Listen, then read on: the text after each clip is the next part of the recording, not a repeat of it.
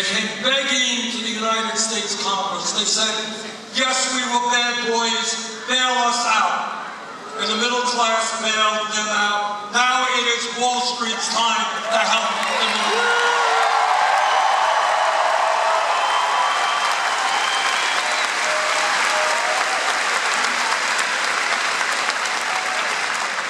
When we talk about the issues facing this country and the world, let me tell you that I am a member of the Senate Committee on the Environment and the Senate Committee on Energy.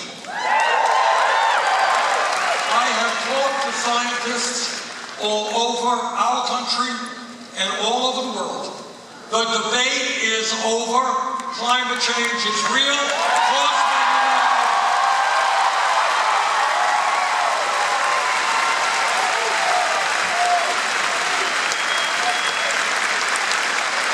Climate change is already doing devastating harm to our country and around the world. And what the scientists tell us, if we do not get our act together in a very short period of time, a bad situation will become much worse. By the end of this century, this planet could be 5 to 10 degrees Fahrenheit, warmer than it is today, or drought, or flood, or extreme weather disturbances, more acidification of the ocean, more rising sea levels, more international conflict as people fight over limited natural resources.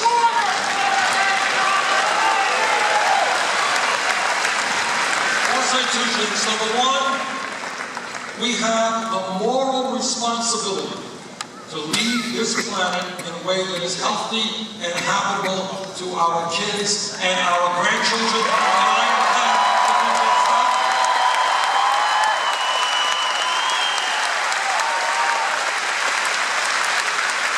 Yes, the Koch brothers who make their money from fossil fuel. Yes, the fossil fuel industry. Yes, the coal companies. Yes, the oil companies. Yes, the fracking gas companies, all of them are very powerful. But we are going to tell them loudly and clearly that their short-term profits are not worth the future of this planet.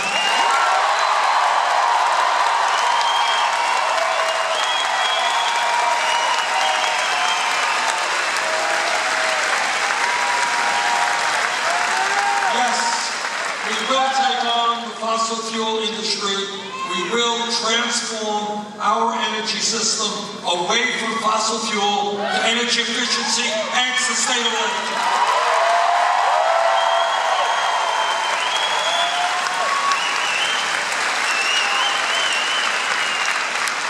I believe in this country, I believe in our courage, I believe in our intelligence. So let me tell you, I have been criticized many times because I believe that the U.S. should do what every other major country on earth is doing, and that is guarantee health care to all people as well.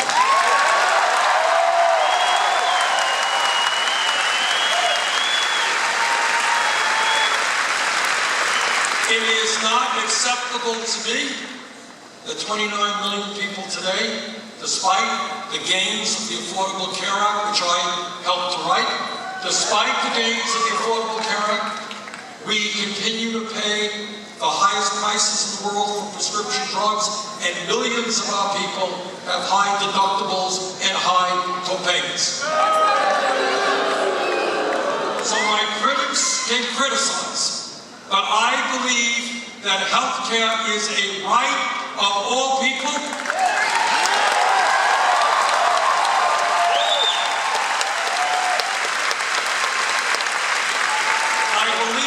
The nurses are right that we have got to move toward a Medicare for all single-payer program.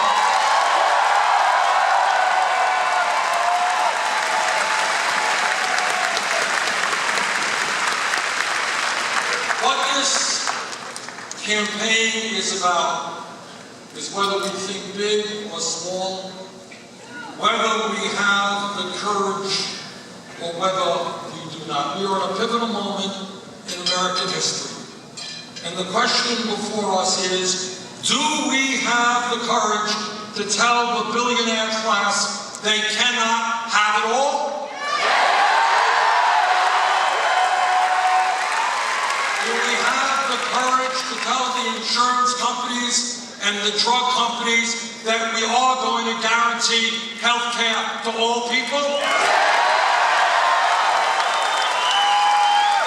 Do we have the courage to tell Wall Street that we are going to break up the large financial institutions?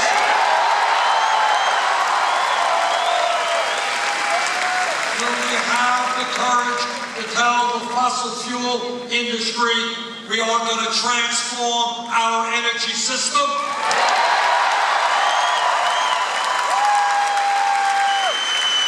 Well, when I think about Flint and what's happening there, and people say, well, you know how much money it will cost to rebuild Flint? Who cares? That's expensive. But somehow, when we talk about rebuilding Flint, Michigan, very expensive. But when we went to war in Iraq, the trillions we spent there, not a problem.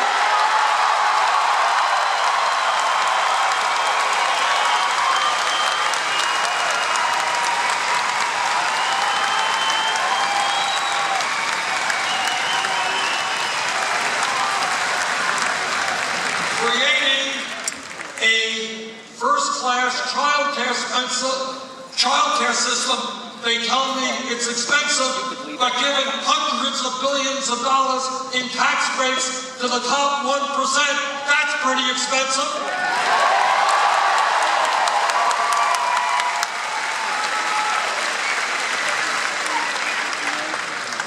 Together we have an opportunity in this campaign not only to elect a new president, but more importantly, to create a political revolution which transforms our country, to show that the young people of this country understand that men and women put their lives on the line and sometimes die to defend democracy.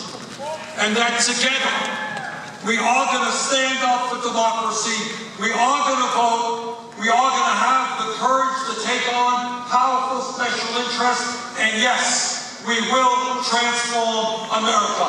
Thank you all.